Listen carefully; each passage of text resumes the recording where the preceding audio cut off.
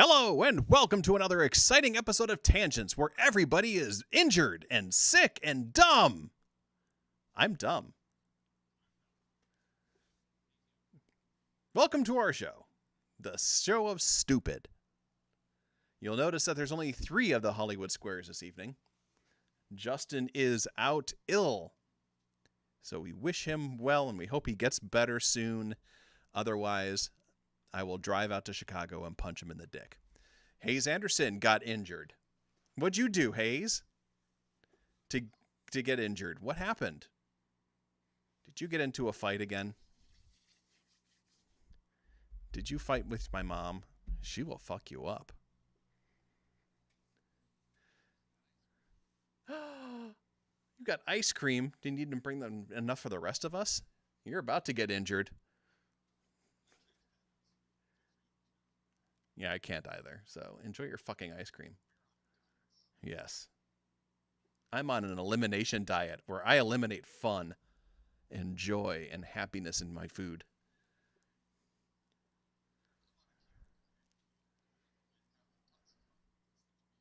Yes. I know, right? It's sneaky. Yeah, the elimination diet is like I'm eliminating all kinds of things. There's a lot of elimination in the elimination diet. Oh, yeah, you're plateauing. It's okay. Hayes Anderson says the pad of my index finger got pinched between metal plates that snapped together via strong magnets and a small chunk of flesh was ripped out. I feel metal about this.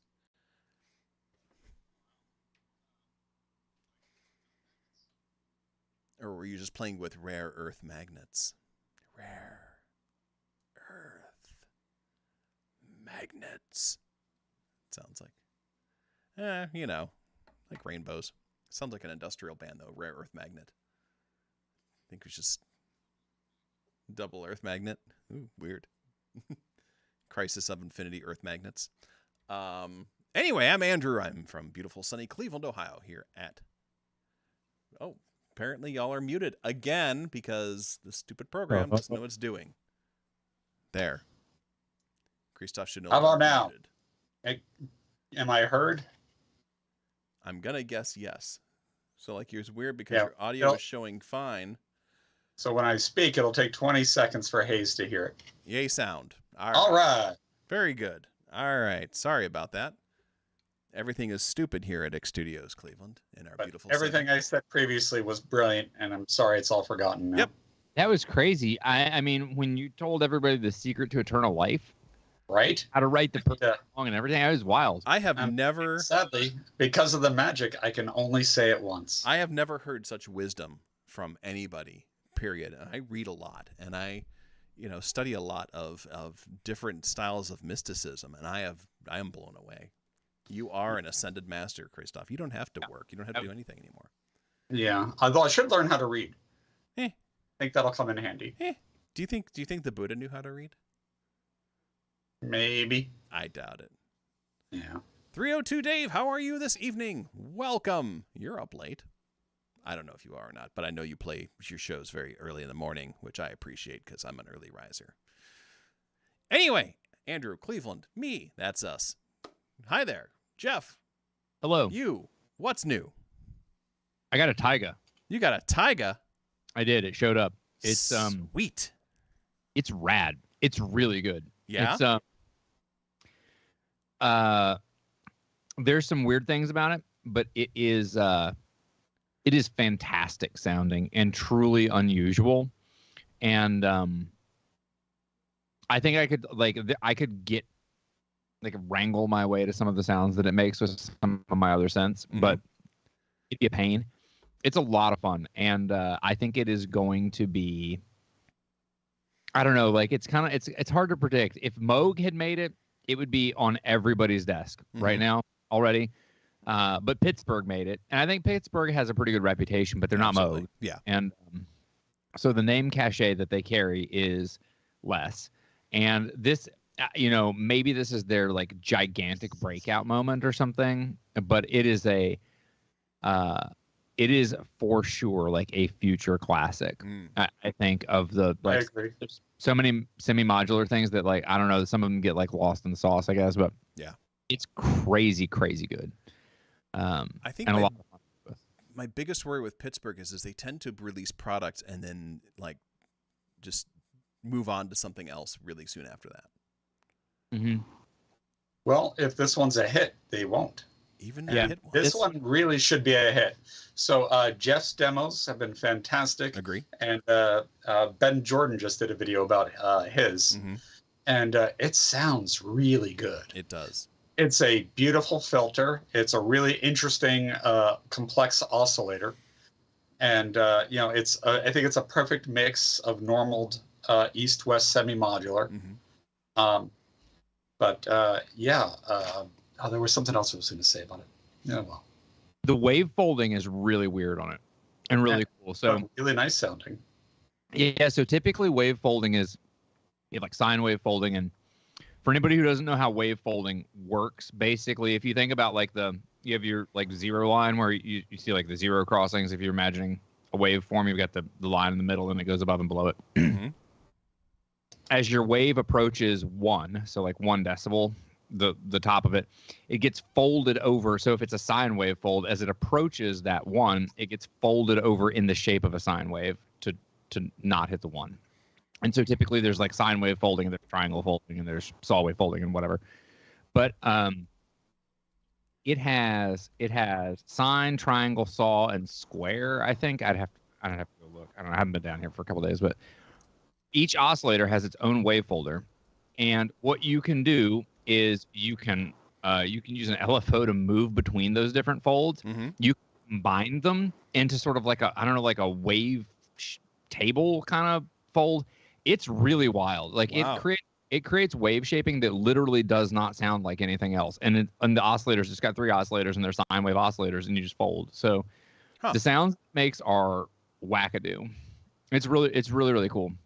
It has a couple of goofy things though. So like my short review of it is they completely screwed up, in my opinion, the release stage on the envelopes. It's almost unusable, above like barely on. Because if you turn it, I don't know how long it goes, but it's like, I don't know, like a minute Oh Jesus.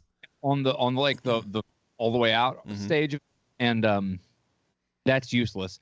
But it's not a linear pot, it's a logarithmic pot, so it basically goes from like mild to wild in like 3 degrees. 3 degrees of useful release, which is goofy. And then I suspect that's something they can fix with a firmware update. Probably. I don't know, because it depends of whether the envelope is analog or digital. It's analog. Then no, they can't. Yeah, it's a pot. So well, you can have a pot, controlling a microcontroller. yeah, but the thing is all analog. So Yeah, so Pittsburgh prides themselves on their 100% analog workflow. All right. Well, so it has that, which I don't like, and then it has another thing that's interesting about it is that it has a filter and a low pass gate, and the low pass gate is a full low pass gate. It's not just like it's not like the filter and the amp are tied together. So you've got the filter and the LPG, and the LPG, which they call like the dynamics. I think they just call it a dynamic circuit. It's got a really weird architecture that's like kind of intractable to understand. I've read the book on it a bunch of times, and even experimentally, like I'm not exactly sure what it's doing. I read their words. I can usually like read the block diagram and get what it's doing. Mm-hmm. It doesn't really make sense yet. Everything else is really good. Those are like the two negatives about it. Nice. Well, now I'm interested. Yeah, I did want to comment on the envelopes because it's very rare that I'm very aware of the shape of an attack envelope. Mm-hmm. And I loved the sound of the Pittsburgh attack. And like I could just initially, I immediately recognized, oh, that the way that's popping, that's the attack envelope shape. Mm-hmm. And, so often you don't hear the shape of an envelope, and with this, I totally did, and it's really good. It's just perfect where it should be. And so the synth just sounds fantastic. Mm-hmm. Yep. It's very good. I would definitely. I have 2 pieces of Pittsburgh gear. I have a Lifeforms, which is like their semi-modular. It's kind of a bit like the Mother 32, except it's not. It doesn't have a sequencer, but it sounds beautiful. It's just a beautiful sounding synth. And the other thing I have is their Eurorack output, which is kind of nice, just because it converts whatever into regular normalized output and stuff. Does what it says on the tin, and the things, and both of those things feel like brick shit houses. They're built really, really well. So this one too. Yeah. All the pots on it feel like you're turning something on a fancy airplane. Oh yeah, and a buddy of mine has their cases, and those things are fucking. They look good. They are really, really, really well made. They are heavy duty. They will. I mean, you can murder a number of people with it if you want to. Excellent. Yes, which is. Well, that's my full review. Everybody should buy one. Oh, last thing that does weird is everybody's used to having a resonant filter. Yes. This has a resonant low pass gate. I've never seen a resonant low pass gate, and it resonates on the decline. Really? Yeah, so you can have this really like wow sort of thing that goes on with it. It creates like really weird noises. It's a lot of fun to play with. Huh. Yeah. It is truly unique. Like I don't have I don't think I have 30. I'm not gonna count them. I might have 30 cents. I don't want to know. I have a bunch of cents too. I don't have anything that does this. And I've got I have other West Coast stuff. Like I got an easel, and I've got the make noise stuff, and yeah, it's legitimately unique in the technical meaning of unique. No, that's awesome.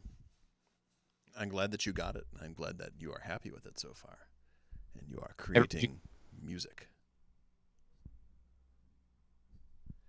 With me also tonight is Christoph. That's me. That's you. How are you?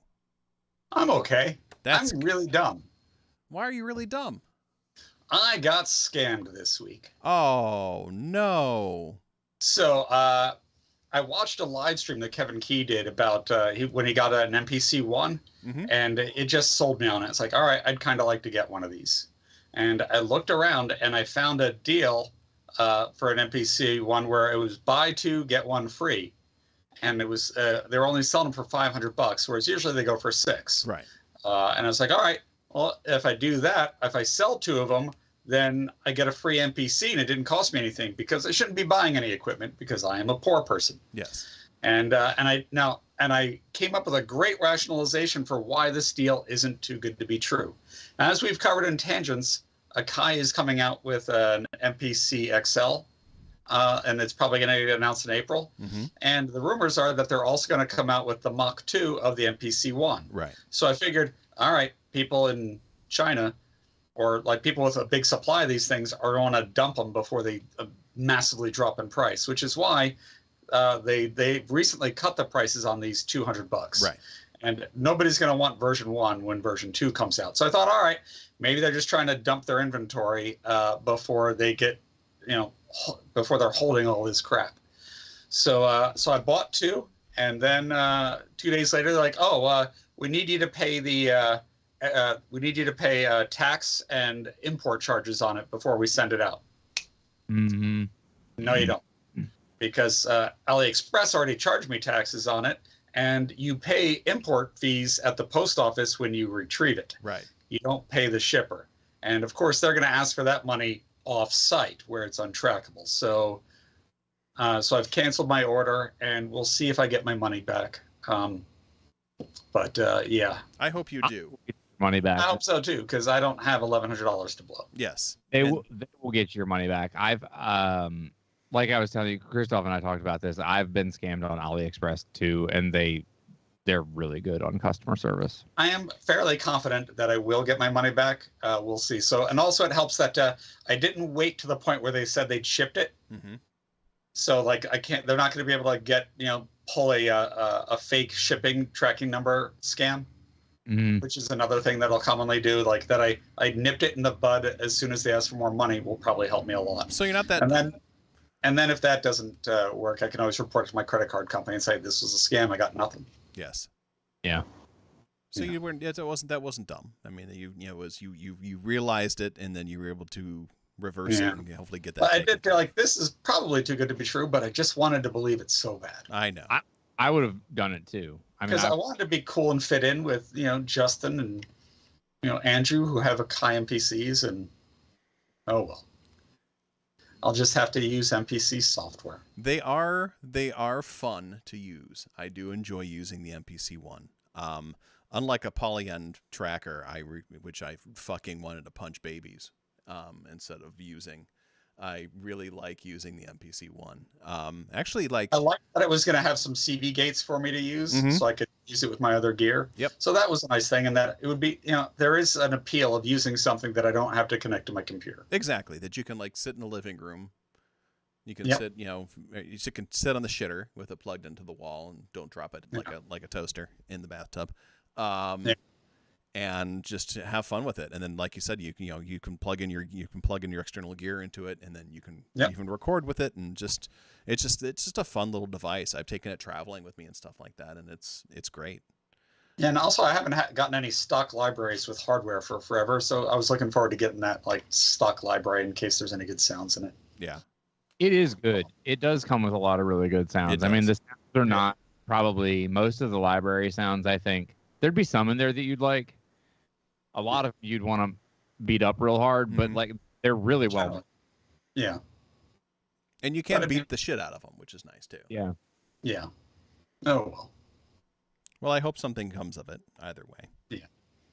And I'm just hoping to get my money back. yeah, that's the biggest thing I'm hoping you get from it is your money back. Yeah. And then whoever was gonna send you a MPC box full of 3 bricks can tie them Hopefully, around their ankles. what they'll and get jump is on a lake. COVID. Yes. Yes. So what else is new? What else you've got? Anything going Well, on? so I pulled out of a box in my studio because my studio is not set up, Mhm. but I pulled out my TG33, the Yamaha. Oh yeah. It's an old it's like half Rompler, half FM synth, but only 2 operator FM. Mhm.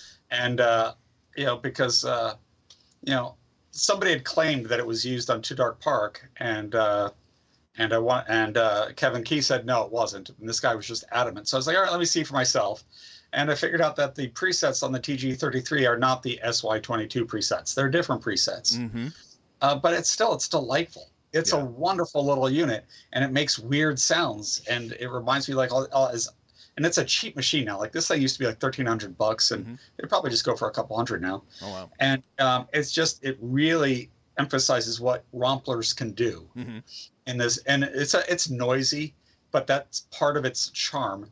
And but it just does this weird, unique stuff, and it has this perfect '80s horror sound to it. And so that was a lot of fun, and it took me out of the funk because I was so elated to be getting this MPC soon, and I was looking forward to playing with it. And so it's like, all right, I'll play with something else. And yeah, so that was very nice. That's cool. Yeah. That's cool. It's fun to reconnect with gear that you haven't messed with in a while. And it's one of those units that I've never really mastered. Mm-hmm.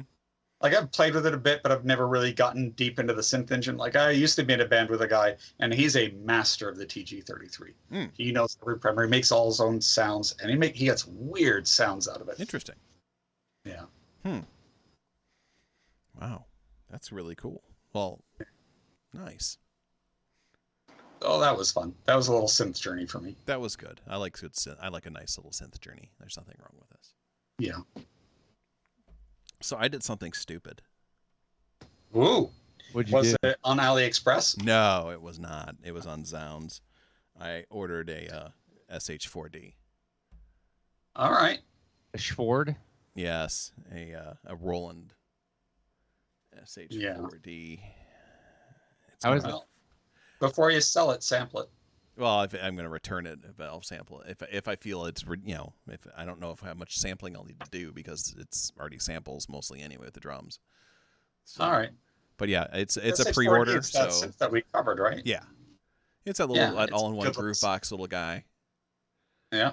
So I don't know. I'll see what I think about it. It's a pre-order, so it's not going to come until next month. But if I don't like it, Okay. I can return it and get the Pittsburgh modular instead. All right. Well, it looks. I mean, we discussed it. What, in the last tangents? Yep. Yeah, I mean, it looks like it's really good. I don't know if that was really a dumb choice, except for your feelings about Roland. Yeah, that's Which the are big thing. Is I'm largely justifiable. Yeah, I mean, the thing is like the thing that is gonna drive me crazy at the very first thing is I'm gonna probably not like the way it feels in my hands, Okay.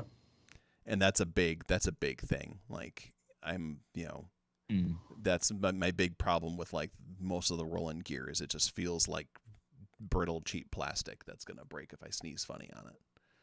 That's interesting. I thought it looked like the SP404 kind of construction, and the new 404 feels real good. Yeah, and I hope that's the case. I hope doesn't feel like the TV3, which just felt like hot garbage. Yeah. Yeah. All my Roland gear feels pretty solid, but besides the R8, all of my Roland gear is rack mount. Right. So it doesn't matter. It's just like an aluminum case. Yeah. Oh, yeah. Yeah. And the R8 feels fine. Mm-hmm. I mean, it's plastic, so I wouldn't want to beat somebody with it, but it feels like a fairly strong plastic. Yeah. 302 Dave says, you need that good tactile feel if you're going to use the motion controls. Exactly. If I'm going to pick it up and shake it like a baby, I need to make sure that it, that it feels like a baby before I shake it. But it's a portable unit, so it's probably light, isn't it? Yeah, but I mean the Deluge is a portable unit, but it feels solid. Well, mostly that's because it's got a battery in it. Yeah. Well, yeah, and also it's the size of a $50. Yeah. Yeah, there is that. And, the MPC-1 is solid, and that's kind of a portable device. I bet this. Except it no batteries, Yeah. But it's made for thrown in a backpack. Yeah, exactly. And so that's my hope, is that it's going to feel, good, and like everything feels nice and solid. Hayes Anderson says, Roland gripe, they released a TR-06, which is a companion to the TB-03, and the TR-06 has a bit crusher, but does Roland give us updates on the TB-03? Hell no, I got my own bit crushers anyway. Yes, yeah, imagine that, Roland not giving out updates. It was a huge failure. Yeah, exactly. Yeah. Oh, wait, is that the one you have, or is that their more accurate looking 303 clone? I'm getting confused. The TB-03... That's the one that's more accurate looking. Oh, all right. But it still didn't do as well. Yeah. Yeah, I still see it out there and stuff like that. I don't think I think the T3 was like I see that, and a number of people still using that thing. And it was in a Jean-Michel Jarre video, but I think it's just because it looked weird. I don't know how much he actually uses it. Yeah. Yeah. All right. Thanks for clarifying about which one it is. So yeah. The boutiques. So the one that Andrew has is the bigger failure, and the boutique did okay, but I think the Behringer is probably better. Yeah. It's a more accurate emulation, and it's not digital. Yeah. And I'll still argue that the only good thing boutique wise in that form factor that they came out that was at all practical was the DO5. And the SH02. I think all the drum machines were pretty good. The SH02, like quality sound wise, it's great. Just the knobs are unusably small. Yeah. That's what I mean, is like, the practicality side of the usability of it. That's a very valid point. Yeah. Well, have you ever used an actual 808 or 909? Yeah. They have knobs like this big. Oh yeah. Oh yeah. They're terrible. They're fucking horrible too. Rates are ridiculous bullshit knobs anyway on a suitcase, and they're just still hard to use. Oh yeah. Yeah. But I just think the boutiques are just like they're horribly impractical to use outside of the DO5 because it's the D50, and it's just like you need a programmer for that fucking thing anyway because the user interface on it's blows chunks. So yeah. And that's true of most of the 80s romplers. Exactly. And 90s romplers too. Mm-hmm. Absolutely. Well, I love my JD 1010, but it can't be programmed from the front panel. Right. I have an XV 2020 that does nothing interesting at all. But I mean, if you program it, it does. I mean, that's a really complex engine. It is, but good luck finding a programmer for it.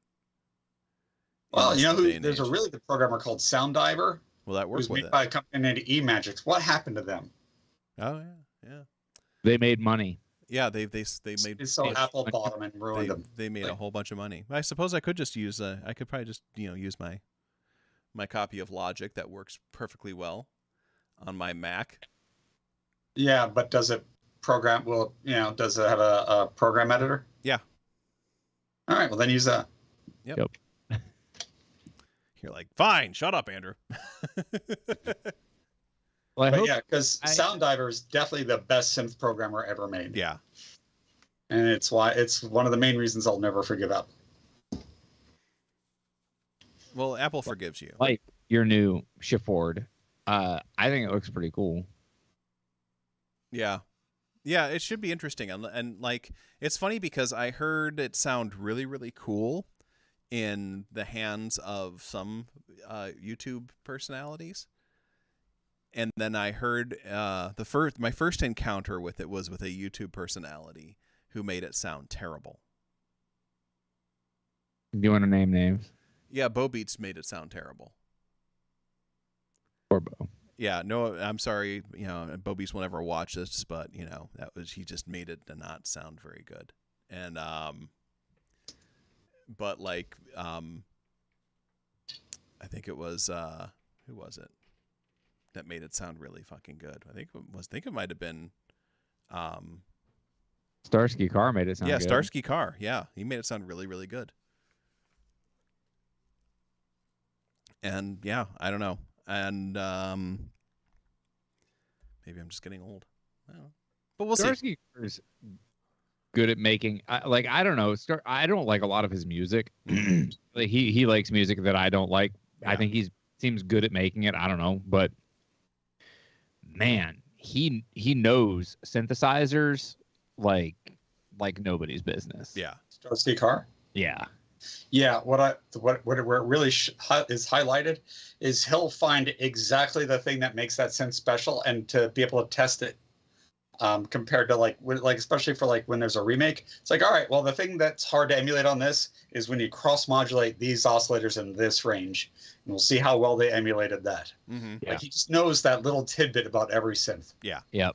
It's amazing. Oh yeah. So his comparisons are the most scientific I've ever seen. No, absolutely.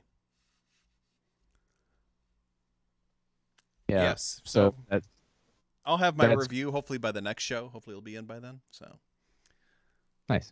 Unlike my MPC one. well, It's gonna be funny as shit if they just show up.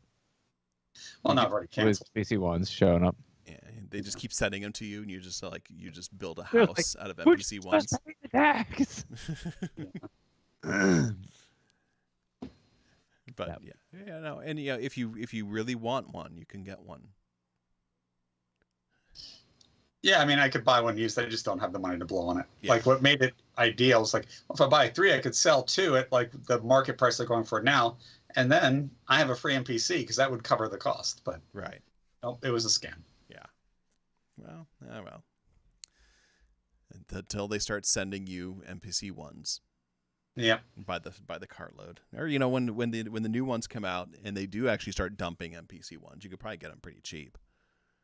possibly. I mean, now they're going for $550, but yeah, when the number 2 comes out, maybe they'll just people upgrading will dump the market. Exactly. It feels like around here everybody charges full sentimental value for things, so who knows? Yeah, we'll see. Yeah. Well, not much news this go around. Which Just paste it all in one. yeah, no, Just one post. one and post and there you big go. about- There's the news. Good night, and we just go to bed. It's basically about that exciting. There's actually only one piece of exciting news. Yeah. In my Well, I think there's a couple pieces of exciting news, but yeah, I mean, most of the news this past couple weeks has been firmware updates. Quite honestly, which Yep. is only really exciting if you are looking into buying the synthesizer anyway, or you already own the synthesizer. Yeah. Otherwise, it's a whole list of things that they did. So let's hit this shit. All right. Yeah, firmware updates, motherfuckers. First of all, the SP404 Mark II has now probably gotten more software updates, more firmware updates than any other piece of Roland gear in the 21st century. And by that I mean like 3. Hey, And they've all been really big. Roland, the king of abandonware, all of a sudden doing updates. yes. A bunch of updates on all the SPs though. Like the SPs have never been abandoned. Oh, yeah. That's true, I guess. So yeah, the SP404 Mark II gets a bunch of features in the new 3.0 firmware. Good job, Roland. Now, There's still some bugs that they should have fixed in it that they didn't fix. I got the update. Mhm. I was agitated. There's this weird bug with resample where it like throws, I don't know, like a half a second of silence at the start of everything when you resample, which is dumb. that's dumb. It is ruins real the dumb. point of I don't- resampling. But it does, it starts the loop point at the right place. I don't know. It's real weird. It's very clearly a bug. And they didn't fix that. I don't enjoy That's that. But the other features are pretty cool. yes. I think. So they upgrade the step sequencer. Yep. They did a like what else did they do? One-shot playbacks. They did one-shot playback. They changed the sequencer, and there's sort of like, I don't know if they're classifying it as a sequencer or whatever, but they they added basically some MIDI tightening, Mhm. and one of the things that would happen is that if you had really long samples in it, it would MIDI timing like amongst samples would get wackadoodle. So it tightened that up, and it had other MIDI sync that tightened up the clock in it, and they expanded some of the capabilities of motion sequencing, which I don't know, like I don't care about that at all, but Yeah. so I don't know much of what. And they changed some things about like the mute groups and the way that you can do FX muting. But the step sequencer's big. The step sequencer, I don't know, like if you've never used an old SP, Mm-hmm. there's a very funny Ricky Tinez video where he was using the SX and he was complaining about the timing on it. Mhm. And there's the comment on it. He penned it. This is a long time ago. The comment from somebody was like, the timing's fine. You just need to learn to count. And that was, he's like, yeah, fair point. And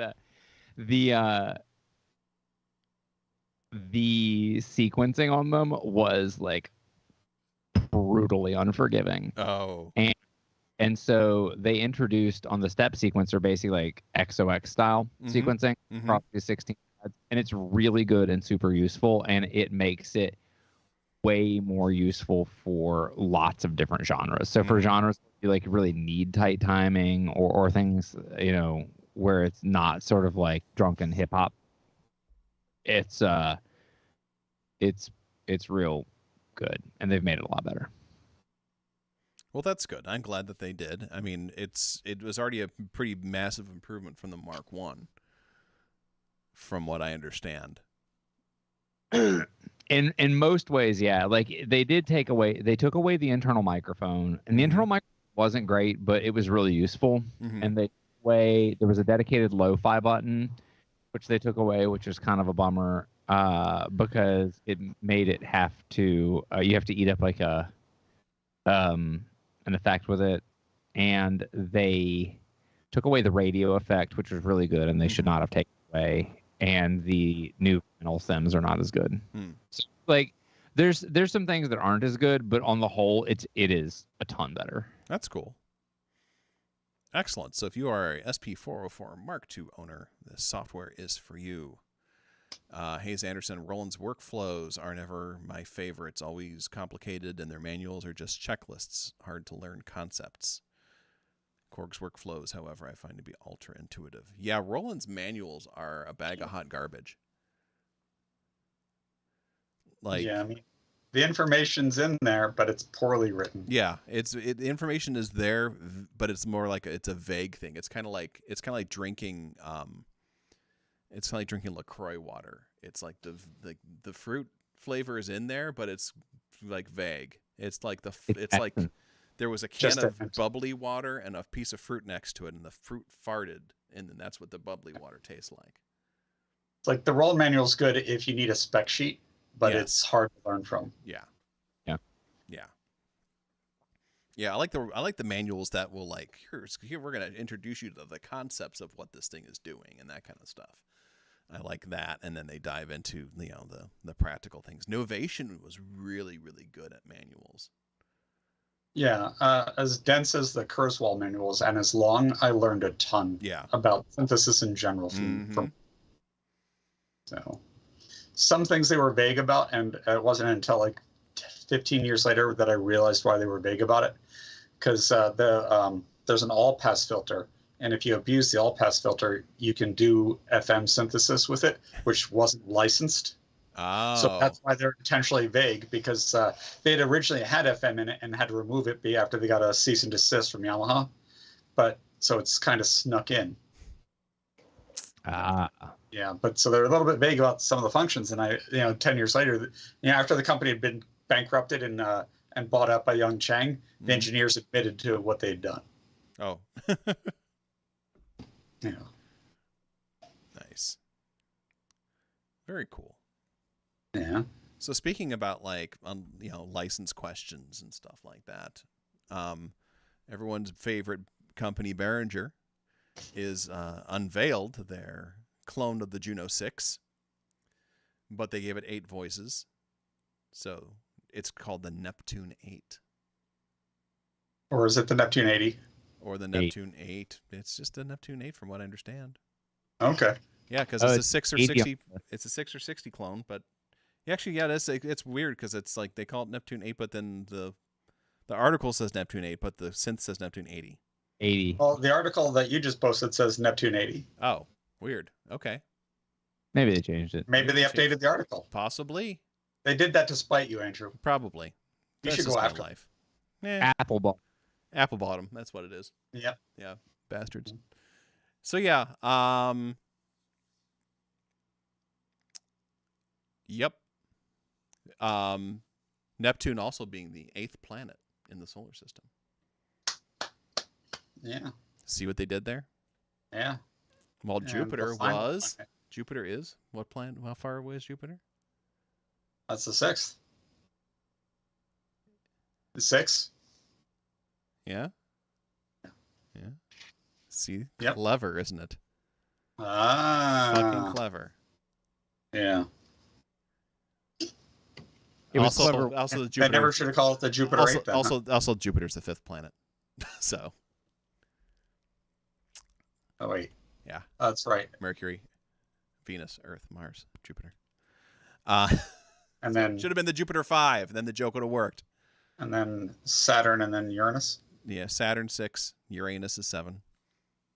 Yeah. Okay. Yep. So the Neptune 8, Neptune 80. You know what I'm saying. They're slapping this puppy together. 8-voice version of the Juno 6. I played the Juno 6 in a band many years ago. And it was perfectly adequate. Yeah. It's built like a motherfucker, which is great. I think, yeah, honestly, I think this set's going to do great. And so you would argue against them doing it because they've already put out the DeepMind, which is they're already a Juno 106 clone. Right. But the Juno 60 is a way better sounding synth, as is the Juno 6. The Juno 6 is probably the best sounding. Right. And the Juno 60 is really good, but it didn't have MIDI. Yes. So the Juno 106 had MIDI, but is much thinner sounding. Right. But it's the one that's more ideal for techno, and I think a lot of techno people had it because the Juno 106 used to be able to get these things for $500, but now they go for like $1,600, Right. which is ridiculous. Exactly. But yeah, I think both you and I agree that still the Junos are underwhelming, and a big part of that is just that they only have one oscillator. Yep. And now there's a feedback stage in the filter, which makes the filter sound much fatter than it should. Mm-hmm. And it's very famous for its chorus for fattening up the sound. So you can get a few good sounds in it, but you can't go on the synth explorations that we like to do. But you can do with the DeepMind. But now the DeepMind was Behringer's first synth that got them into the market. but it has a bad UI. Right. And so it just hasn't gotten the title or success of, hey, you want a Juno? And so here it's a little more dead on the money. And where they screwed up with the DeepMind was the UI. You got to do a lot of menu diving. So now they're coming out with something like a Juno that's just simple to use. It's just all there right up the front.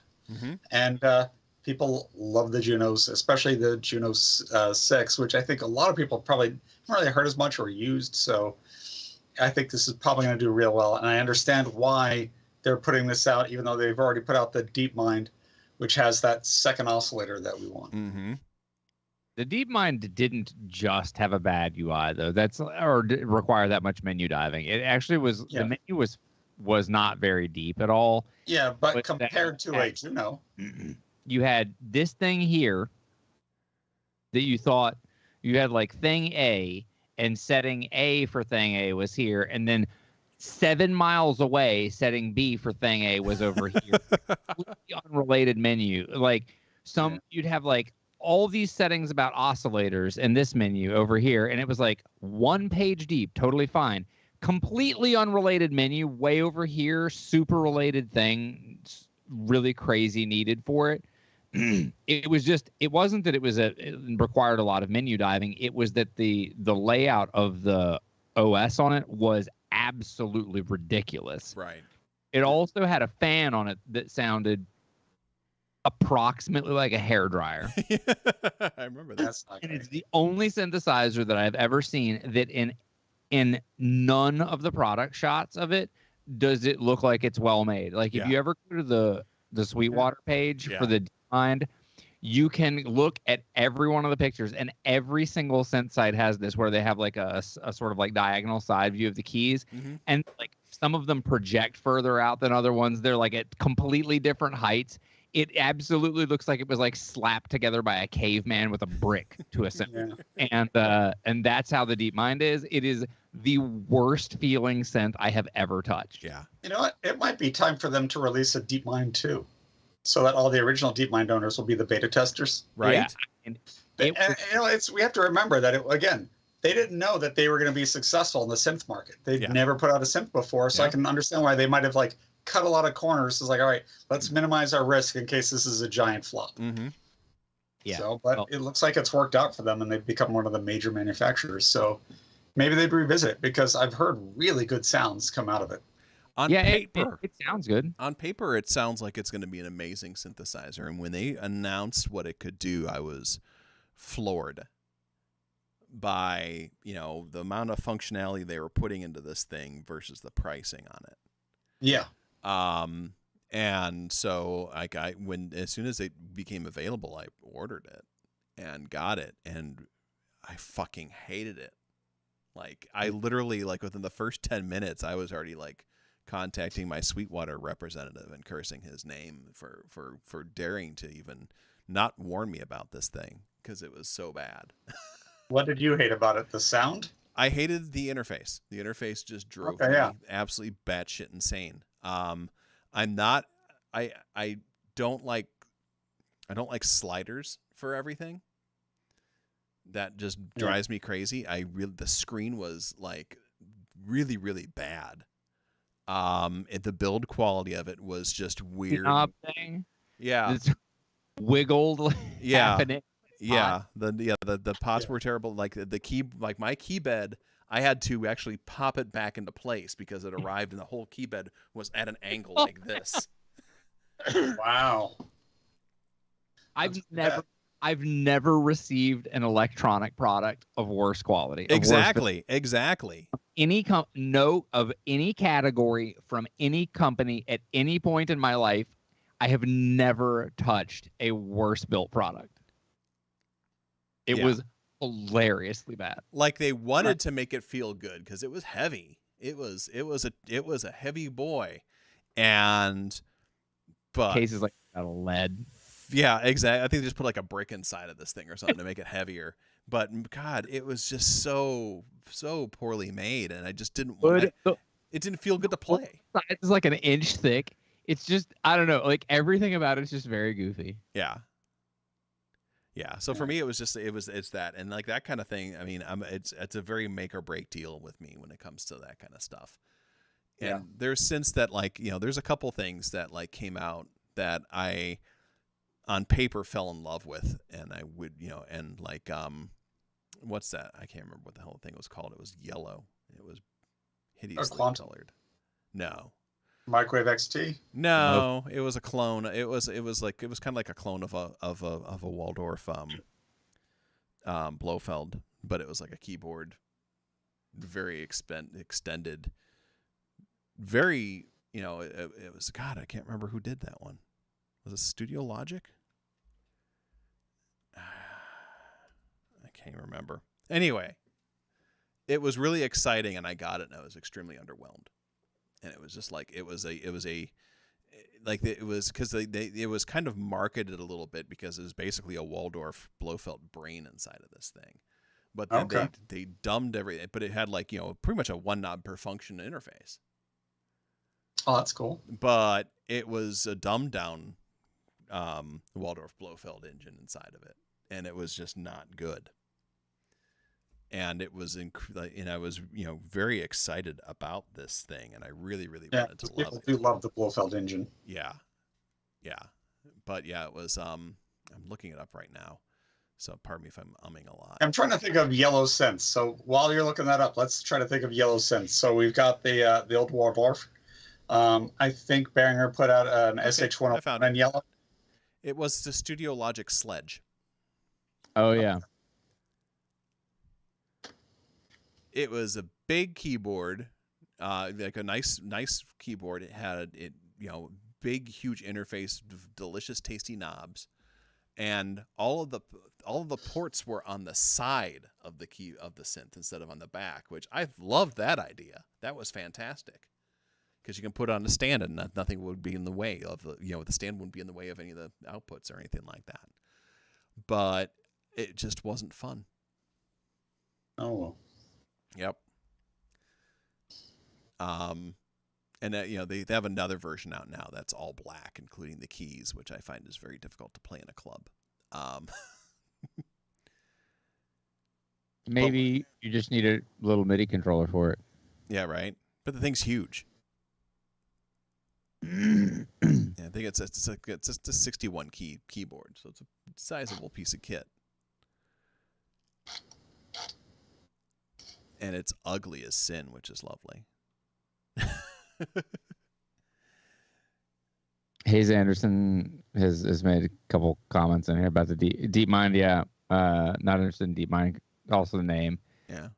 Seemed too big. The desktop version is big. I had the desktop version and the keyboard version because I had to get 3 of them until I got a working one. Because I ordered the first 2 literally didn't work or had like huge problems. And then he says, I'd love a 2600, but too big. The original 2600 is, in fact, too large. I have the Korg 2600 Mini. It is fantastic. Antonus makes a really good replica.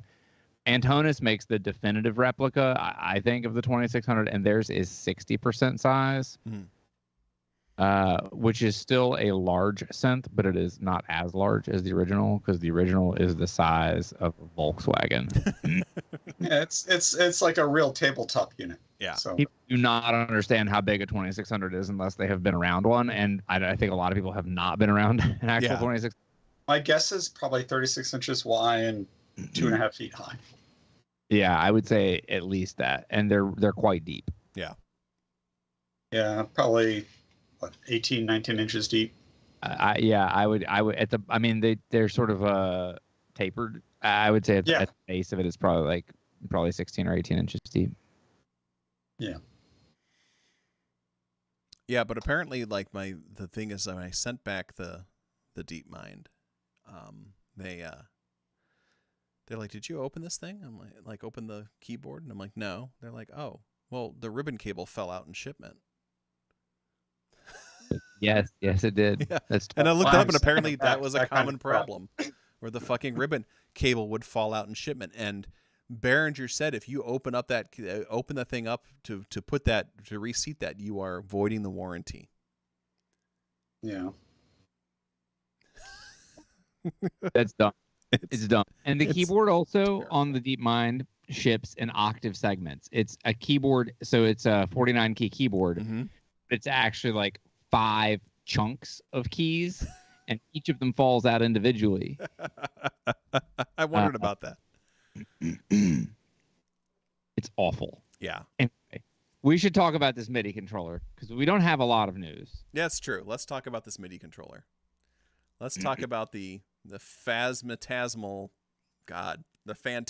force MIDI controller. This little guy here, it's a 16-button, one knob micro MIDI controller. You can probably get like 3 of them and get 2 for free, Christoph. Probably. It's a ridiculously compact little guy here. It has like nice little tactile switches and all that kind of stuff. It's really cute, and it's like $125. Obviously, you need adapter jacks to make everything work on it. I don't know. I saw it and was just like, this is neat, especially if people are into micro machining and stuff like that, which is having a very tiny studio. I've met a few backpack musicians, so this is the kind of stuff they look for, and they don't want to use laptops, so they get like a slew of tiny uncommon gear just like this, and then they set up on a table and they jam out. Yeah, Moogfest a couple of years ago, I went to a thing that was like, it wasn't a Moogfest event, but it was all the people that were running the booths and stuff like that, all the reps from the different companies, and they just like held an event at a bar like in a basement that had like a bunch of pinball machines, and it was called Micro Machines, and the whole thing was that your entire kit could not take up anything larger than a bar stool. Oh, neat. And it was a lot of fun. We had a blast, and like Enrique Tinez was there, and he was doing stuff with an SP404, and Mario from Electron was doing stuff with just like a Dig Attack and that kind of thing, and Cuckoo was there, and he just had he had OPZ, big surprise there, and that kind of thing. But it was just like it was a lot of fun. We were just like, everyone just hung out and just jammed out for a while, and it was just a fun event. But yeah, I can see like this kind of thing being part of that kind of idea. So, but yeah, it's a little MIDI, has the TRS-A connector, has a USB-C connector. You can send out MIDI over that. It does chords, 3 notes, user definable. I can't imagine trying to play a chord on the little buttons, but it's user definable. You can probably just sounds like you can just program it in. Yeah, it's probably like a 1-button chord thing. Yeah. And it has a printed manual for $125. Printed manual. They killed trees for this thing. Yeah, that's rare. I know, right?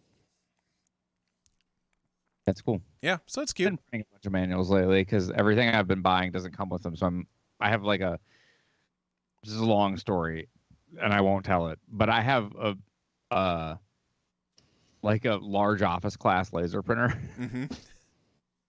Because I had a bunch of printers that died, and I was like, "Fuck it!" And so I just went out and bought this ridiculous, like, gigantic Brother printer. So I print stuff now, but I've had to print like a whole ream of paper worth of manuals recently. More places should ship manuals. Yes, I agree. That would be lovely if they did. Especially it was great because like the Octatrack came with a full manual, but no other piece of Electron gear comes with a full manual. It's just like, here's your getting started guide. Fuck you if you want more information. Yeah. Taiga doesn't come with a manual at all. We'll give you a manual, but a future update will make everything in the manual wrong. Oh yeah, and I guess that's a good point, right? Especially when they're doing like these major firmware updates that like we just added 50,000 things to it. Yeah. I like that. Yeah. I like that you can like with like the Deluge, whenever they do like a major release, you can buy a new manual for like $25. Yeah. And the manuals that they make are made by SynthDog.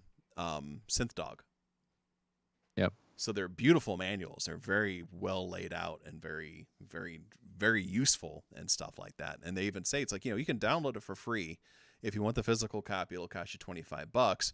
But if you go to if you go to Kinko's and get this thing printed out and bound, it's going to cost you $50 probably. So just buy it from us.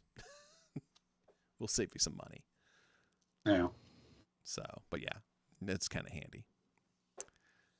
Hayes Anderson apparently doesn't like manuals. He just wants data sheets. You can get what you That's want. the Roland way. Yep, that's how you do it with the Also, Roland land. Basically, Yamaha. I mean, Yamaha manuals are largely worthless as well.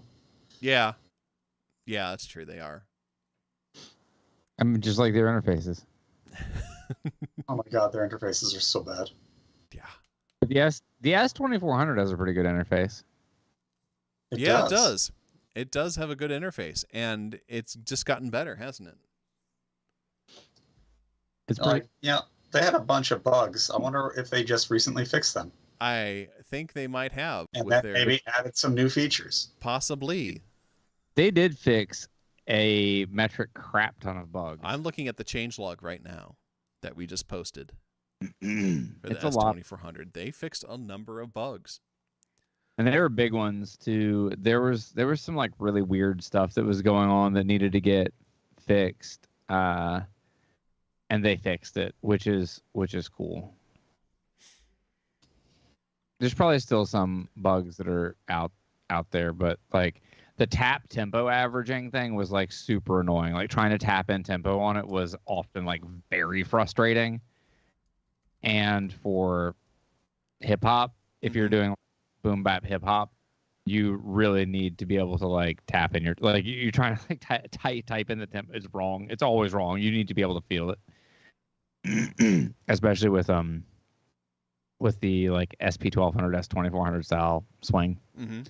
They fixed some stuff there. There was some really weird, like large sample import errors that were going on with the waveform viewer that were really annoying because it was like I think they said it was samples over a certain size, but the size wasn't particularly large.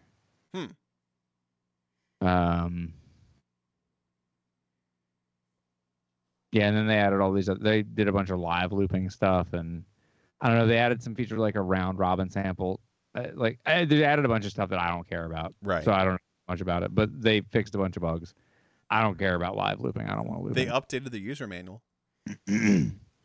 Yeah, they got a bunch of new Alex Ball videos. Yes, that too. That's cool. They added the ability to convert SP1200 disk images to S2400 images. Well, that's very handy. Yes, it Yeah. is. Let's see here. Live looping, multi-mode sync, added MIDI pitch fader ranges and global settings, 9 additional scales. Not a lot of things read old EMU formats. It's true. So that's very handy. Yeah. Like a lot of things read Akai formats, but Emacs, EMU, that's rare. Yeah, so good job, Isla Instruments. Keep doing what you're doing because it makes Jeff happy. It does. Look at that happy face. There it is. Thank you. Okay, you can stop. Okay, yeah, it's creeping me out. Okay, thanks. More firmware news. God, we don't stop with the firmware. Oh, yeah, also the S2400 is now available for purchase at Perfect Circuit now. Yep. So... Yeah. I think they didn't sell through their batch that Brad had made with those chips they got. Well, part of the reason why I think we see so much firmware is because the supply chain shortage still isn't sorted out. Yeah. No, I agree. It's going to happen this quarter or the second quarter. We're still in the first quarter. Yeah. To a large degree, but right now I think that's holding everybody back for a lot of things. Which is probably why they probably pushed back NAMM to May for that reason too. Yep. Or April or whenever it is. Yeah, I thought it was in April because I was like, all right, I got to get this Akai before they talk about NAMM because then I won't be able to sell my 2 extra MPC ones. Well, now you won't be able to sell your 2 MPC ones anyway because they don't exist. Yep, because they don't exist. They would have been bricks. Yep. So Moog released the Matriarch firmware 1.3.0. Good job for doing that. Thank you for doing that. The 1.3 software gives you MIDI velocity curves. They made the pitch wheel information added to one of the patch bays, keyboard out. Yeah. CV. Velocity out via CV. So, that kind of stuff. That's cool. Some good quality of life improvements. They fixed a time in on the stereo delay thing too. That was irritating as shit. Mm-hmm. Try to sync the stereo delay via CV, and it would just not do it. Ugh. That was aggravating, and it also had, depending on what your MIDI setup was and what, basically depending on what you were routing the MIDI out of the Matriarch through, and into, and what else was in the network. So it's a pretty complicated set of stuff here, but there are a number of things that would happen if you used the hold feature to do either a held ARP on it while it was MIDI synced with other stuff and it was sending into things. And I had, on mine, I actually had to have it set up so it was filtering out certain signals on my iConnectivity. Oh, wow. Okay. Because the hold button would send these really weird, basically just MIDI garbage to other stuff. And depending on what the other device is, it would either do something or not with that MIDI garbage. And sometimes the MIDI garbage would cause things to behave weirdly. Yeah. So that's good that they fixed that. That's good. So yeah, get that if you have a Moog Matriarch. Make your life better. They also changed the way that you do the software update on it too. For anybody who doesn't like using SizeX, they now have an app for the Matriarch. Oh, that's cool. I remember doing the firmware updates on the Mother 32s, and that was weird. I like SizeX. I don't mind it at all. I don't mind it either. I'm fine with it. I use it for a lot of things. Yeah, but people have whinged about it a lot with the Moog stuff. I'm like, I don't know. Maybe it's just because I'm an old person. Yeah. Okay, it doesn't bother me. Not that old. Back in my day, to update the firmware on the Kurzweil, you had to pull the chips out and put in new chips. Ah, there you go. Yeah. I had to buy an EEPROM puller. Get off my lawn. I'll pull your EEPROM. Yeah, so I don't know. I don't mind using SizeX, but yeah, I don't care. It doesn't bother me at all. So yeah, more firmware updates. The Hydrasynth. I haven't done this one yet. Have you? Yeah, I did it. Yeah, easy. No problems. Nothing exploded. It took 2 minutes. The Hydrasynth 2.0 OS update. I love the intro video for this that Glenn Darcy put out. Glenn Darcy is probably the most deadpan sardonic motherfucker in the world, and I love him for it. I'm here for his videos because he's literally this thing introduces some new features like this and this and this. I might have missed some.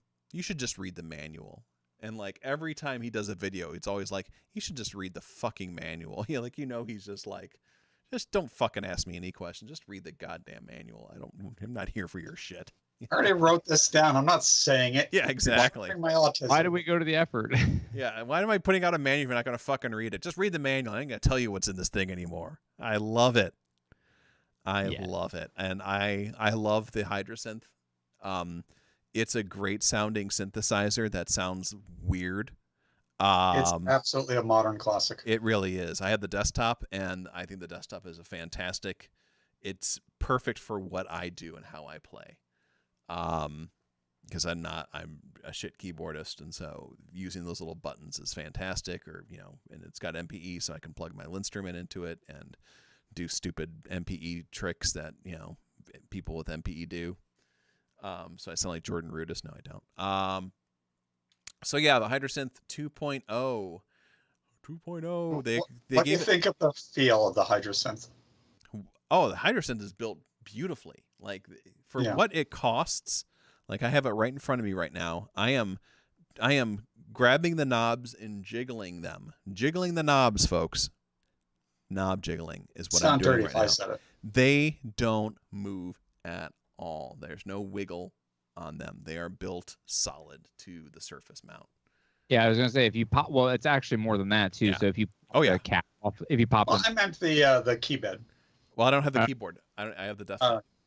Okay. the if you pop the knobs I off just the did. off the stems, yeah, so you can actually see that it's actually mounted to the case too. Yes. Yeah, it is. So that's It's actually like it's bolted to the case as Yes. well.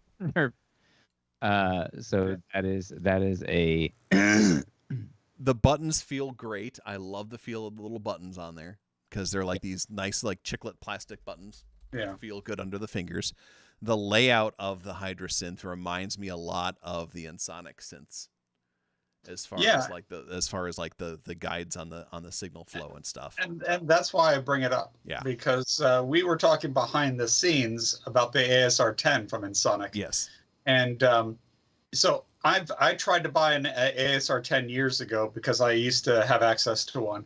I bought it out of a pawn shop, got it home, and it was bricked. So I had to bring it back because there was no fixing it. It was just shot. Yeah. But I didn't really need it as a sampler because I have a Kurzweil. Mhm. I wanted it for the polyphonic aftertouch Yes. because it was so I have an SQ80 which has polyphonic aftertouch, but it's very clacky. It's both loud and it doesn't feel good. Mm-hmm. It does it, but it's like it's unpleasant. Whereas the ASR 10 was very pleasant. Yeah.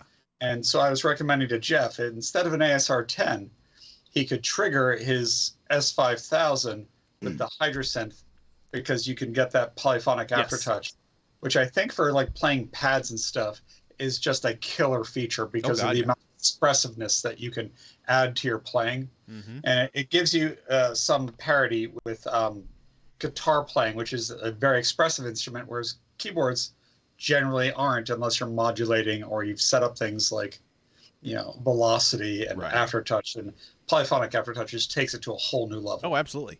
And I think that Yeah. one of the things that our good friends at ASM did was they didn't shortchange you with a desktop model.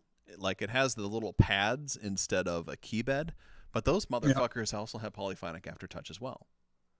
yeah, Which they're really good. the pads feel good, are fantastic. I mean, it's great, especially if you don't, because you can tell them to, you can custom scale them and everything like that, give them root note and that kind of thing if you're not a keyboard player. And you've got that same kind of control. You don't have the ribbon controller on the thing, but you've got the same amount of power and stuff like that you would on a regular keyboard, which is fantastic for me. The pads feel kind of like MPC pads, or Yeah. they feel more like the pads on the SP404 Mark II. Yeah, I was gonna say they're a bit more give than the Akai pads, but they still feel really They're nice. like MPC. They feel more like the pads on like an MPC 2000 or something. Yeah. But they're good. Yeah. And the interface is fantastic. I love that they give you all these macros that are incredibly easy to program. And you can really fuck your sounds up delightfully with those macros. I mean, it's just a fun synth to program. And it doesn't pretend to be anything other than a digital synthesizer. It sounds so digital, and I like that. Yeah. So I've only I played with one at Perfect Circuit, and then I got to spend a lot more time with one at Jess. And it was a wonderful experience. Yeah. And I really love it, and I really think it's a modern classic. Yeah, it's a fun synth to program. It was so easy to use. Yeah. Like I didn't read a manual. I was able to figure it out and just make sounds, instantly. Mm-hmm. And it's beautiful sounding. It is. It absolutely is. I think between that and the Peak, I think those are my two favorite synths to program because they're so much fun. Like I have a blast programming those two pieces of kit. Yeah. There was a guy's username used to be Zen Linux, and now it's Astral Toad. Mm-hmm. And he said that the Peak is the best synth he's ever used. Yeah. Hey, Miss Scarlett's 13. Thank you for following. Hi, Scarlett. And yeah, I would say that the Peak is probably one of the best synths I've ever used. Period. I've gotten so many cool sounds that are so varied out of that piece of gear. It blows my mind. But anyway, the Hydrasynth 2.0. Hi there. They did expand the banks on it to match the deluxe, so they now has 8 banks of memory in it instead of, I think it was like 6. No, 4. So they actually doubled it. They gave you a voice modulator for one of the modulation sources, a bit reduction on the oscillator. You got LFO quantizing, which you can make it do some very interesting steppy sounding things, even like turning that almost into like a weird little sequencer. An envelope quantizer, so again, you can do some really fascinating weird shit with that. LFO step advance, global effects bypass, which is handy when you're recording. Increased vibrato resolution. New sustain pedal options. I don't use sustain pedals, so more LED options, so you can make this thing blink like a motherfucker even more so. That's important for your videos next to your plant. Oh yeah, absolutely. Because it's all about the blinky LEDs. It's true. Plus, you can make them so you can be more readable. All kinds of stuff that they added into this thing, and it's a free update. Yay! Woo. So yeah, the Hydrasynth 2.0 firmware update. If you are a Hydrasynth owner, get it. If you are not a Hydrasynth owner, get one. Get it. And then put the 2.0 software on it and enjoy it. The Hydrasynth is a fantastic synth. Don't overlook it. Yeah, it's cool. It is. So you were talking, Christoph, about with the Kurzweil how you had to pull the chips to do the upgrades and stuff like that. Yep. So Waldorf is doing an upgrade for the Waldorf M that is a chip based thing that you have to shovel onto your Waldorf M. Yeah. Yep. So this gives you 16 voices, basically, is what this is doing. It's an 8-voice extension. That seems very nice. Yes, indeed. If you, it doesn't even really tell you how much it costs. Yeah, I saw it somewhere. It's fairly expensive. Yeah. But it's Waldorf. Oh, yeah. Yeah. Yeah. And it's high-end Waldorf, and high-end Waldorf doesn't come cheap. No, it does not. And not, especially with like the M and stuff like that. It's, I just went and clicked on to find the distributors, and so I'm looking to see what they're, okay, I'm on Argentina now. Okay, there we go, USA. Korg. Okay, great guys. They don't know who their distributors are. It's sold at Perfect Circuit, though. Yeah. Oh, the upgrade chip is? And I think Sweetwater. Okay. But when I bought my Kyra, I bought it from Perfect Circuit. Rip and Pete. Sorry, Jeff. Oh, yeah. That thing. I'm so sorry that you bought that. It's a shame because it's such a beautiful sounding synth. It's so much potential. Yep. It's just hateful. Yeah. It's well, we don't need to do that. They don't have the M16. So the M is $2,100 right on Perfect Circuit right now. And Waldorf's site is listing the M16 as $2,308. So I'm going to assume that if you can upgrade it in place with adding a chip, it's going to be like a couple $100 for the chip. Probably. Makes sense. Yeah. I don't know what you're going to do with 16 voices with this thing, but I mean, like, Godspeed to you if you need them. Yeah. Well, Justin. I think layers. Yeah, probably. I'm sure that if you've got 2 layers and you do one power chord to the next with any kind of decay, that's 16. Yeah. I thought it was only 1 layer though. All right. I think it's just like 16 voice polyphony on 1 voice. All right. Which, like, I guess if you're like rocking through like 2-hand chords, I guess it could matter. Yeah, like if you've got like, or just like, you know, like often we do the chord and then you add an octave to it. So if you played 4 of those in a row, you're at 16. Or if you have more fingers than most people do. Yeah, but I mean, you have to be like, Berlin. you'd have to be like really changing those chords because if you're playing, I mean, if you're That's what playing, I'm saying. Like if you did like a rapid, you know, yeah, I don't know. Like I can, if you got like a semi delay and then you went bep, bep, bep, bep, you know. I mean, like I can see how you'd hit 16, But yeah, so this thing's monotimbral. Yeah, I was about to say this thing's monotimbral, and they're giving you 16 voices. I mean, okay. like okay, fine, go for it. I guess I don't know what you're gonna do with them, but Yeah, that does seem a little weird. Especially from Waldorf, because I mean they've done enough polytimbral synthesizers, even like the microwave, or not the, I'm sorry, the Hydra? Blofeld was a fucking multi-timbral. It wasn't the best in, you know, best multi-timbralness, but it's really high multi-timbrality and really low voice count on Yeah. the Blofeld. yeah, but it was also buggy as shit when you started to do it, because it would start acting like it was insane sometimes if Yeah. you're, you know, depending what you're doing with it. But yeah, it's okay. So yeah, this is the I think Justin have the M. Yeah. Yeah. So maybe we'll ask him to see if he did the 16 and why he decided to make that error of money spending when he could have bought Christoph a Kai MPC-1. Bought me an ASR 10. Yeah, exactly. Justin has the ASR 10. He could tell us what he thinks about the ASR 10 versus the Hydrasynth keybed. Because he has both. Yep. The Hydrasynth keep it pretty good. Yeah.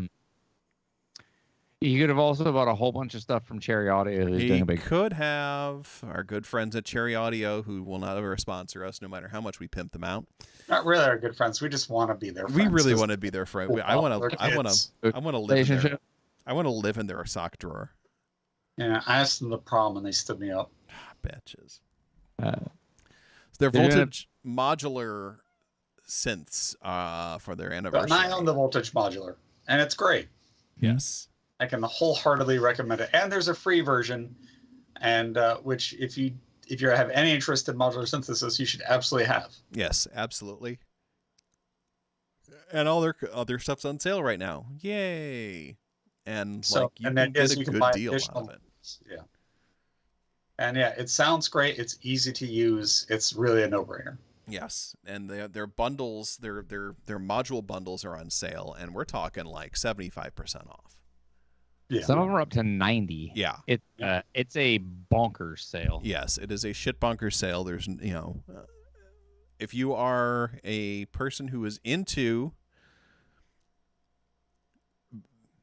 modular, or a person who's into virtual synthesis on your computer, if you're not into it, then you will be sad. But if you are into it, this is a hell of a deal. This is a hell of a whole thing. Do it. Get it. Yeah. Voltage modular. So here's a few that are pretty impressive. So Voltage Modular Nucleus, which has 20 modules, voltage modular software, and a bunch of presets, is free. It's normally $29. Voltage Modular Ignite has 40 modules, the software, and some presets. It's marked down from 100 to 25. And then Modular Core plus Electro Drums has a lot of modules, also some drums. Wow, lots of presets. Wow, and also more presets, and it's marked down from 200 to 50. So it's a pretty substantial sale. The mega bundle, usually going for $640, currently on sale for $89. Wow. Yeah. Good deal. Yeah. And it's Cherry Audio, and longtime listeners to our show know that fucking Cherry Audio makes quality soft synths. Yeah. and they make it I have a few, and I really like them. same here, and they make it affordable. And this sale makes this shit even more affordable. That's why I have a few, because they're all bargains. Yep. Yep. I've also, so outside of their synths, I've got their Tape Echo. Mm-hmm. What do they call it? Stardust 201, which is currently also on sale for $19, and it is great. And you should have it. Everybody should have it. It's really good. It's like it is a very convincing, old school like Roland style tape echo. Mm-hmm. Awesome. With a suitably garbage spring reverb in it. Like it sounds awful, but it's like, is it the right kind of awful? Like it sounds exactly. Yeah, because a lot of old spring reverbs also It's sound terrible. awful, so which makes it accurate. Right. It sounds like the spring out of like a mechanical pencil or something. Basically, was used for this. All right. It's really not very good, but it works for being the thing that it is. So yeah. it's good. Yeah. So get this thing, get your freaking free version of it, and buy some extra stuff in there. Give these guys some money. They're awesome. They're really fucking good at what they do. And then tell them we sent you, and then they'll be like, "Oh, Tangents. Who? We should go check them out and give them free stuff Exactly." because they're so nice and attractive. And Ooh, help this us like, increase stop. our sales by tens of dollars. Yes. This is the next story on our list is my favorite one of the week. Yes. So By far the best this one. is more amazing than Roland updating the Mark II of the SP 404 3 times so far. This is a brand new firmware for the Yamaha DX9. 40 years later. All right. Let me just step on your excitement for a second. I don't think this new ROM came from Yamaha. Oh, fuck No. this then. It didn't, but still. But still, it's amazing that this 40-year-old synth just got a firmware update. Yes.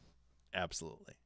You Yeah, know, like it's I've got all my synths. I don't think I've except for the Kurzweil. I don't think I've updated anything that's came out from before 2000.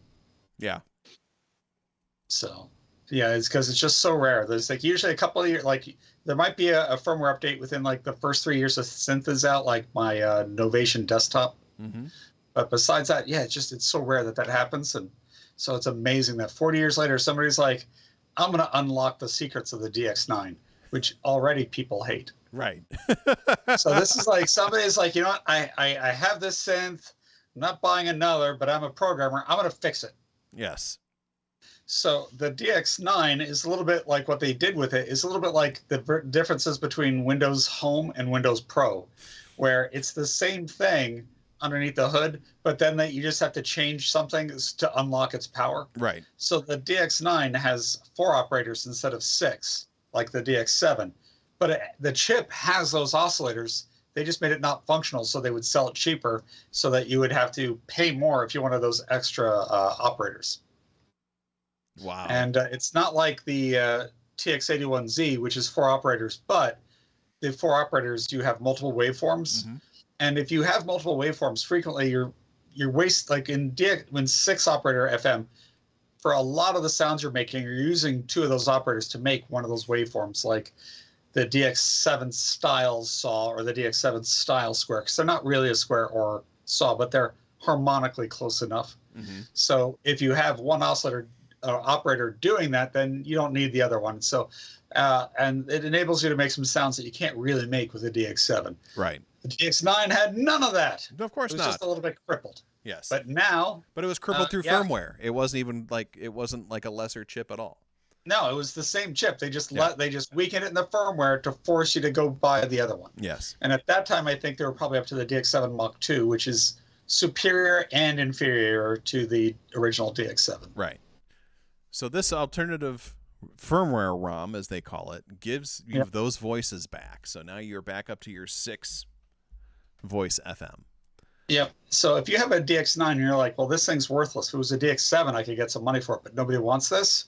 Well, now these things are going to start to have value because they'll be able to do better things. It's going to be because you can do a lot with 6-operator FM. Yeah. Yeah. I mean, the downside right now is that because the firmware is not at 1.0 yet, you have to compile it yourself. Mm-hmm. So you have to like you do need to know what you are doing to get there. Yeah. But it's cool. But somebody's probably going to compile it and release it in a way that it'll be easier for others. Mm-hmm. But this is exciting news, and it'll bring. I mean, not for us. We don't have this synth. Right. But if you inherited a DX9 or you're stuck with one, there's a little bit of promise coming your way. I like the way you put that. Yeah. Yeah, that's really cool. And it's also kind of gives hope for those, people possibly working on developing alternative firmwares for other synths. I know that they did that with the Machine Drum some time ago. So it's just kind of cool seeing some of these old synths getting some new love. Yeah, wouldn't it be great if somebody put out a new ROM for the Blofeld? And made it work? Yeah, exactly. Right? Because it's basically abandonware from Waldorf, and it's the potential of being a fantastic little synth that's just unfinished. Can you imagine if someone put out an alternative firmware for the Tempest? Ooh. Because even more so, that thing should have been a classic, but it was not good. Yeah. It was.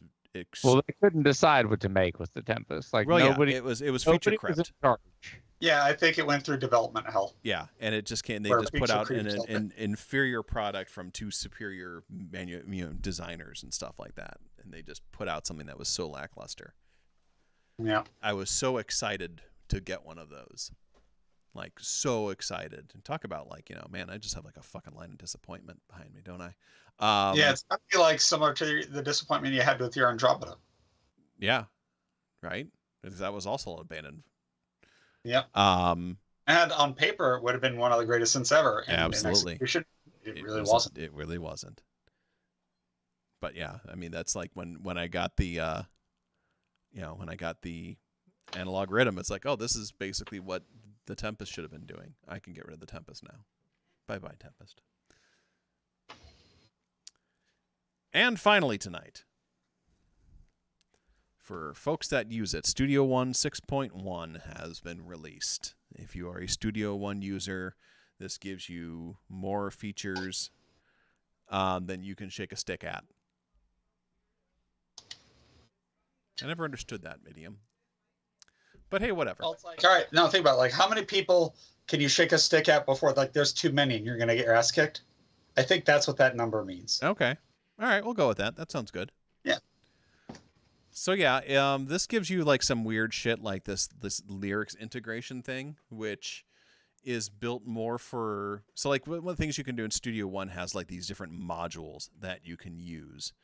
There's the standard DAW module kind of thing that you do all your recording and stuff like that, and then you can dump it into the mastering module, and it will automatically export your audio into the mastering module, so you can do mastering. And then there's a live module, which is kind of like their answer to MainStage that Apple puts out, where it will take the synths and stuff like that in your channel strips, and they will put it into a format that you can use for live synths. You can basically plug in a keyboard controller, and then you have your synths that you built in there, or your guitar effects that you built in there and stuff like that. And you can also dump in your backing tracks and all that kind of jazz. So it's basically their idea is this is an all-in-one, production, mastering, performance tool. That's what they're going for with Studio One right now. 6.1 gives you this lyrics integration thing. So as you're working on your music, you can enter in lyrics into it. And then this thing will basically give you a karaoke view in the live setup, which is handy. And I know there's a fair number of singers that do use a karaoke style thing when they're performing live.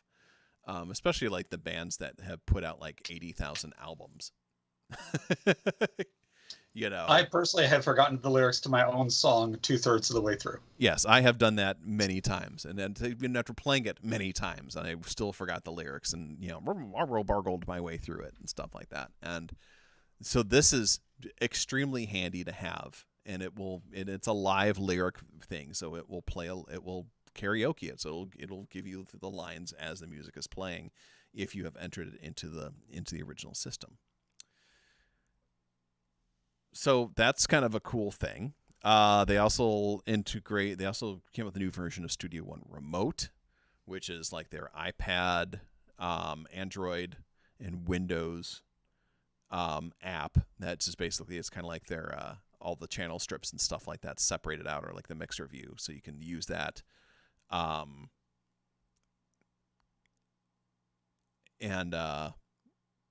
Basically, so you can that it's basically like what were those things called, BRCs back in the day of DATs? Was that what those things were called?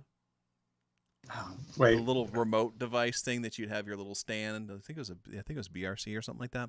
I don't remember either.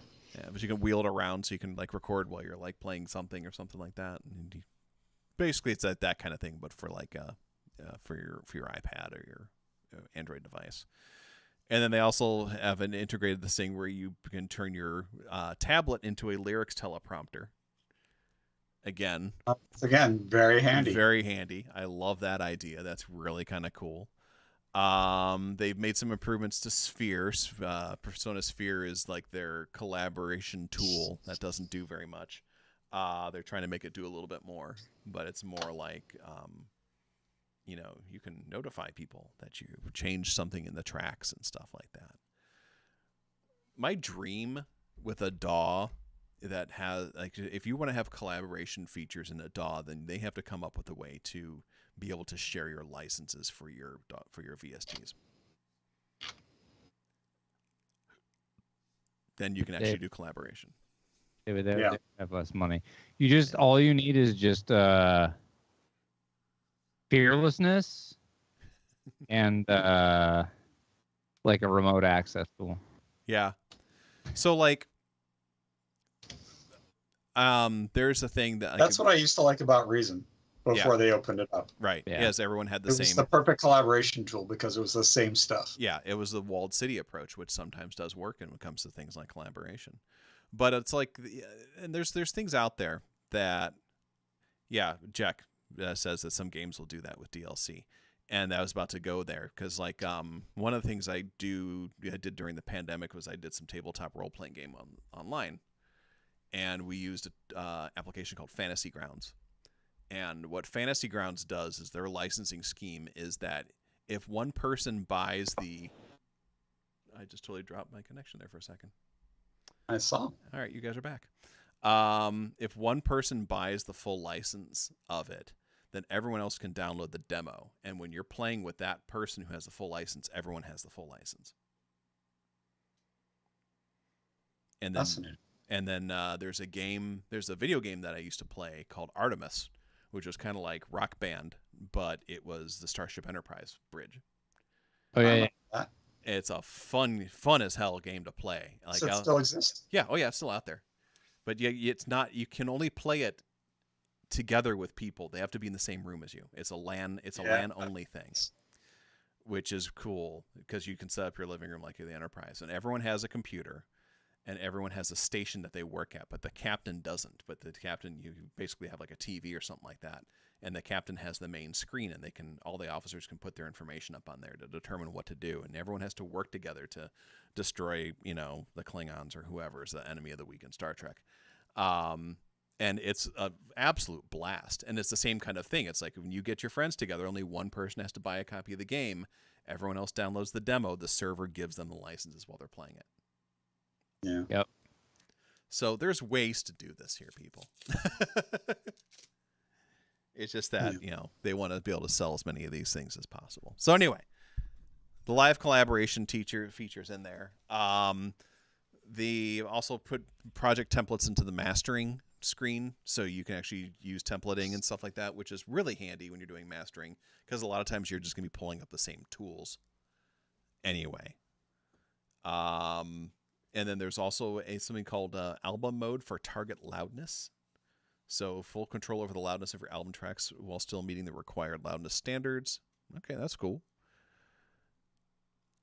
And then they're adding a lot more video implementation into it as well. So they're starting to do a lot more global video. We're finally doing like time coding and stuff like that. And then they're added some more smart templates to their DAW mode, which is just like, I never use that shit anyway.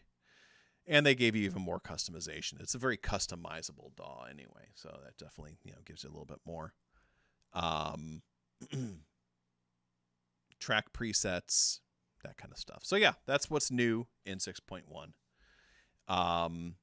And this is free download if you are if you own Studio One 6 already, or if you have Studio One Sphere.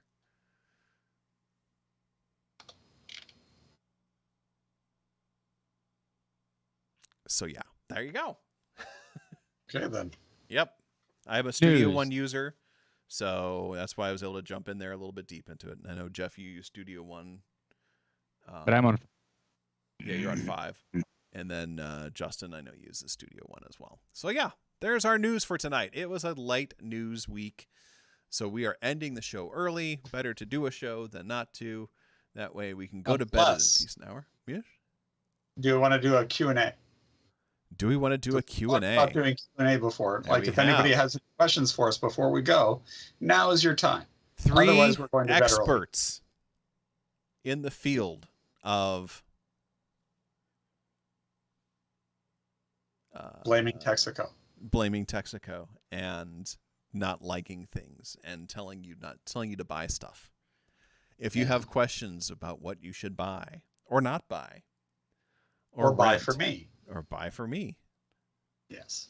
or buy for Jeff, Yeah. or For what Jeff, I hair think products it's do well, Christoph vegan and ice Jeff cream. use to make their hair look so beautiful? My hair does not look beautiful at all today. You've got that like Geddy Lee ponytail shit going on there. There you go. Okay, there you go. Oof. Did you just shampoo commercial me? Yeah. Mm. Yeah, I'm pretty You're pretty. Yeah. pretty tamped down today. I had a offsite meeting for work today, and I was outside during lunch. It was very windy, and so I tied it back. And then once it ties back, you just got to leave it, because then it gets all crinkled up and wretched. You know how it is. I sure shit don't. Because I don't have hair. I gave it up for Lent. Tish. Thanks, genetics. Well, no one wants to ask us any questions. Nobody cares. All right. Then we'll call it an evening. Then we're going to get the fuck out of here. An evening to all of you. It's been great to see you, friends. Yes, we appreciate everyone coming and hanging out tonight. So we got some options as far as who we want to go and raid out to. We can raid out to the Graceful Bard, who's always wonderful. We can raid out to Sid Hearsey, who's apparently playing pinball or possibly building a pinball machine. Who knows? DJ Doey's doing some weird sciencey things. Purple BTV is going nuts with his music. Or, of course, there's always Owls. Sid is playing the bass, and there is a pinball machine, and I can't really tell what's going on. So this is, I mean, it might be the right kind of nonsense. Let's see. Let me take a quick look. Bard is probably doing Bard things. Yes. As she does. Yep, doing Bard things. Doing Bard things. We go over there. She'll sing X Studios Cleveland a bunch of times, which is always lovely. Mm-hmm. I don't have Purple Bee on here. You don't have Purple Bee? Not showing up, at least. But there's also the Watch Me Forever, the AI generated Seinfeld. That's not. That's still on. That's not in the Golden Shrimp Guild, but it is so bizarre, and it really is shit bonkers. It keeps getting like so close to making sense, but it never happens. It doesn't. There's babies in the owl house. They hatched eggs, and there's a mama feeding them right now. So, well, I'm with you, fellers. Jack says there's a nice jam on Purple Bee. How about we bounce over to Purple Bee then? There you go. And then All right, everybody. We're going to go and raid over to Purple Bee TV. Thank you all so much for joining us tonight. It's always a thank you pleasure. for coming. We love you. Etc. Have a good night, everyone. See you next 2 weeks. I'm pushing this. Bye.